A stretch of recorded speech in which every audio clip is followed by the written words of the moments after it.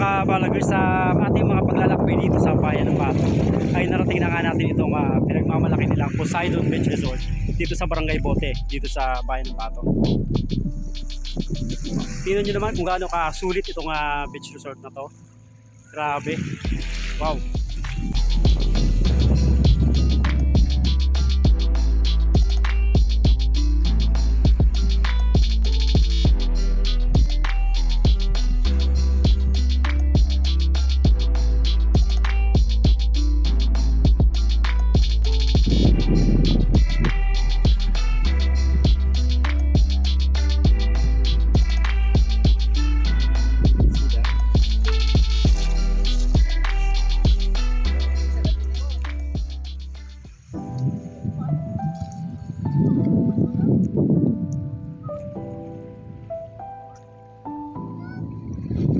Sayang nga lang mga kabalagers at hindi ako nakapag-record habang tayo papunta rito sa Poseidon Beach Resort.